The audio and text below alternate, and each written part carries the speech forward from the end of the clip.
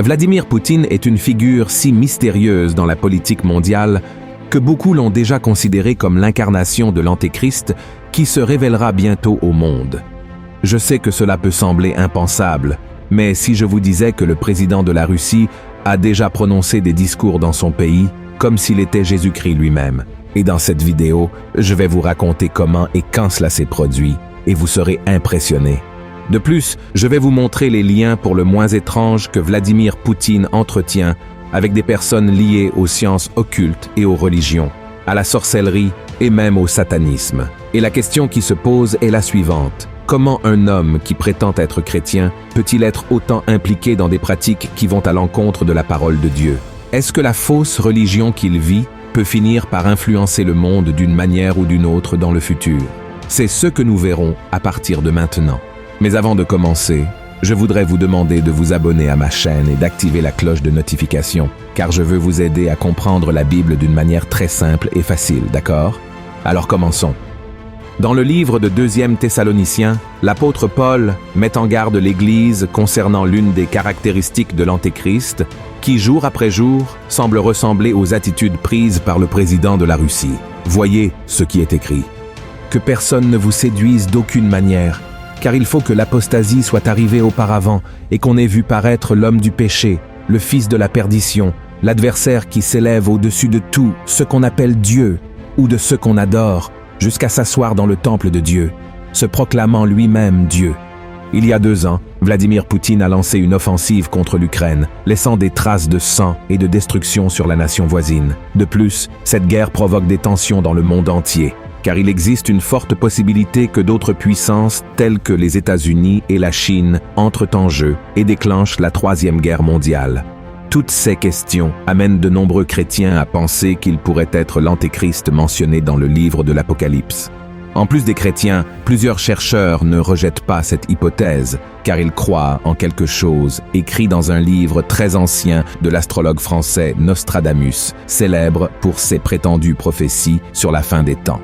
Dans ce livre, appelé « Les prophéties », le voyant a écrit que de nos jours, le monde verrait l'avènement du 3e Antéchrist qui utiliserait son influence politique ou religieuse pour tenter de détruire tout sur son passage et mettre fin à l'humanité. Donc tout d'abord, nous allons analyser les prétendues prophéties de Nostradamus, juste pour que vous en ayez connaissance, puis nous les comparerons à la Bible pour voir si elles sont correctes. Dans le passage du livre de Nostradamus, écrit dans le livre de l'année 1555, il a dit ce qui suit: « De l'Est viendront les traîtres pour attaquer les soldats d'infanterie de Romulus, de la mer Adriatique, avec leur flotte de Libye. Les habitants de Malte et des autres îles voisines trembleront. » Selon John Hogg, spécialiste dans le déchiffrage des prophéties de Nostradamus et auteur du livre « L'Antéchrist russe », les enfants de Romulus seraient les héritiers de l'ancien empire romain, qui sont aujourd'hui les pays occidentaux, ayant eu des conflits avec la Russie ces dernières années. À cause de cela, selon lui, le 3e Antéchrist annoncé par Nostradamus serait sans aucun doute le président russe Vladimir Poutine, chargé de dévaster la Terre.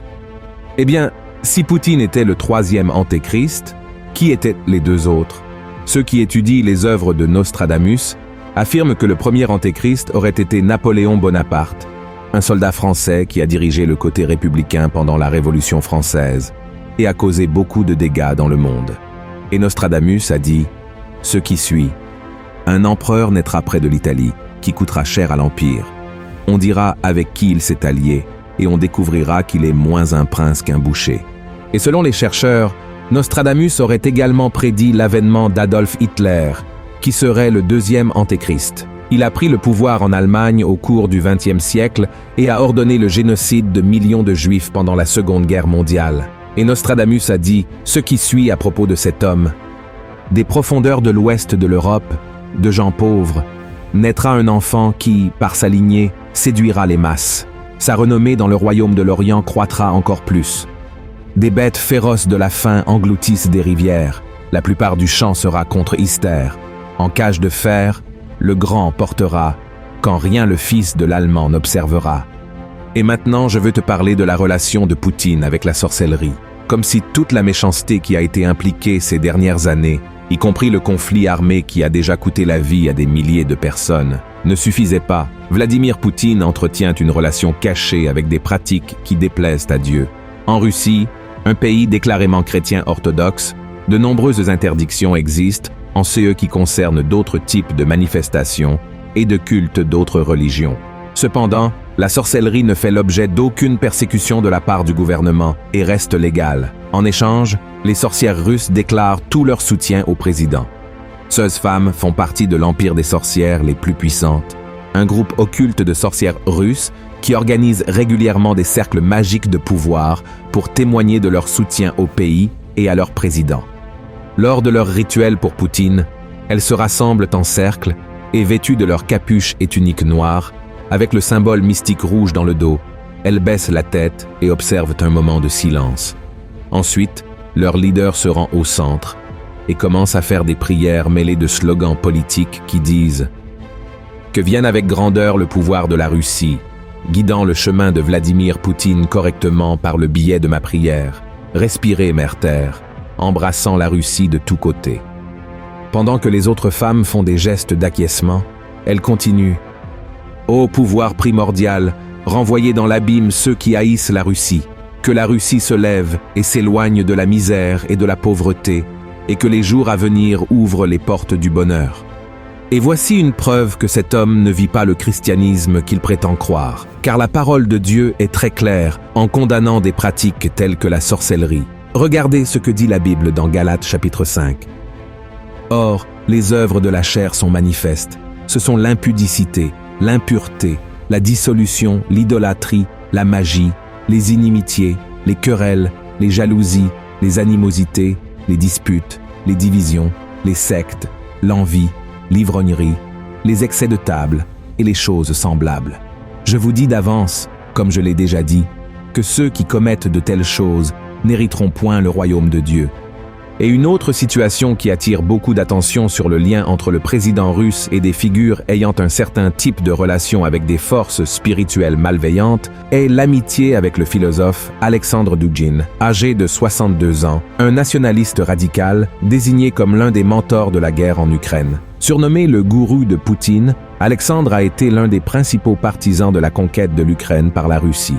Le penseur est le créateur de CE qu'il appelle la 4e théorie politique, dans laquelle il défend une alternative aux 3 idéologies qui ont dominé le XXe siècle, le libéralisme, le communisme et le fascisme. Sa pensée repose sur l'idée que la Russie est une civilisation différente de toutes les autres et que, par conséquent, elle doit forcer, coûte que coûte, la création d'un État continental semblable à son ancien empire, mais sans l'idéologie communiste de l'Union soviétique. Autrement dit, après avoir vaincu l'Ukraine et annexé à nouveau son territoire à son pays, la Russie pourrait très bien envahir les autres nations voisines. Et selon cet homme, la Russie pourrait renaître dans la prochaine phase du combat mondial et devenir l'empire mondial. Un discours très effrayant et qui pourrait même déclencher la 3e guerre mondiale. Mais qu'est-ce qui fait d'Alexander Dugin un homme aussi sombre? À la fin des années 70, lorsqu'il avait 18 ans, il se sentait rejeté par le monde et a commencé à chercher des réponses au vide dans son âme. C'est alors qu'il a rencontré des personnes impliquées dans l'athéisme et le matérialisme. Plus tard, il a commencé à assister à des réunions sur la philosophie hindoue et s'est consacré à l'étude de toutes les formes d'occultisme et de magie noire. Et des années plus tard, Dugin était déjà l'un des satanistes les plus connus et respectés de toute la Russie. Et curieusement, c'est à cette époque qu'il est passé d'un simple philosophe à être considéré comme le gourou du président Poutine. La question qui se pose est donc la suivante. Comment un leader mondial qui se proclame chrétien et qui affirme prendre 16 décisions sur la base de la Bible peut-il s'unir à un homme comme celui-ci? Et maintenant, mes frères, enfin, nous allons aborder le discours de Vladimir Poutine, qui suscite beaucoup de polémiques, car il s'est adressé au public comme s'il était Jésus. Le fait s'est produit au début de l'année 2024, lors de l'inauguration de centres pour jeunes en périphérie de la ville de Moscou, capitale de la Russie, qui sont des endroits axés sur l'éducation de la jeunesse russe aux valeurs traditionnelles de la famille et de la religion. Et pendant qu'il était là, s'adressant aux adolescents, à leurs parents et aux autorités présentes à l'événement, Poutine a commencé à citer la Bible. Et soudain, il a commencé à suggérer qu'il était lui-même une figure semblable à Jésus, citant le passage de Matthieu chapitre 4, où Jésus va à la mer de Galilée, rencontre 2 pêcheurs et dit qu'il les enseignera à pêcher des êtres humains avec la parole de Dieu, faisant référence à ces jeunes comme ses futurs disciples. Le discours a été rapporté par des reporters américains travaillant en Russie et est devenu un sujet sur le programme Times Radio, qui compte des millions d'auditeurs aux États-Unis. Beaucoup pensent qu'il s'agit simplement d'une autopromotion politique ou d'un délire de grandeur très courant chez les dirigeants puissants comme lui. Mais est-ce vraiment tout? Ou Poutine croit-il vraiment qu'il est le Messie? Ou alors veut-il tromper les gens autour de lui en leur faisant croire qu'il a le même pouvoir, l'influence et la sagesse que le Fils de Dieu? La vérité est que nous ne savons pas pourquoi il a dit cela, mais une chose est sûre, ce n'était pas un hasard. Vladimir Poutine est ambitieux et il a un plan de domination et de pouvoir suprême, tout comme l'Antéchrist en a un pour le monde. Cependant, tout au long de son gouvernement, il a eu plusieurs désaccords diplomatiques avec d'autres puissances mondiales, ce qui montre qu'il n'est pas la bête de l'Apocalypse et que, par conséquent, Nostradamus avait tort. Pourquoi donc? Le prophète Daniel affirme qu'à la fin des temps, un homme très puissant et intelligent viendra d'une position politique importante et gagnera la confiance de beaucoup par son pouvoir de persuasion et un discours axé sur la paix et la prospérité. L'Antéchrist convaincra les dirigeants des plus grandes religions de la planète que la meilleure solution pour l'humanité sera la création d'une alliance mondiale qui, selon lui, apportera l'harmonie à tous les habitants de la Terre. Et si nous regardons l'histoire de Vladimir Poutine en tant que dirigeant, nous verrons qu'il n'a fait qu'accentuer les tensions, les morts et l'insécurité, ce qui est totalement contraire au début du règne de l'Antéchrist. Poutine ne peut pas tromper les nations avec un faux espoir d'unité mondiale, car il est totalement opposé à cela. Et la Bible dit aussi que l'Antéchrist apparaîtra à un moment où le monde traversera un grand conflit et qu'il viendra alors avec une grande solution aux problèmes de l'humanité, apportant paix et sécurité, quelque chose que Poutine ne veut pas faire. Mais il y a quelque chose de très important que je dois dire. Même si le président de la Russie n'est pas l'Antéchrist, il est clair que tous les hommes cruels de l'histoire ont été saisis par l'esprit de l'Antéchrist. C'est vrai, l'apôtre Jean a dit que l'esprit de l'Antéchrist est déjà parmi nous, opérant dans la vie des gens et surtout à travers les dirigeants mondiaux. L'objectif principal est d'empêcher l'avancée de l'Évangile et de pervertir les valeurs chrétiennes dans le monde. C'est pourquoi, mes frères, nous devons rester fermes dans le chemin du Seigneur et nous renforcer dans la prière.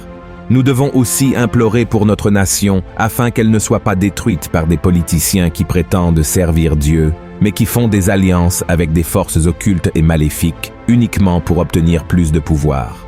Si vous avez aimé cette vidéo, partagez-la avec vos amis et abonnez-vous à ma chaîne. Que Dieu vous bénisse puissamment.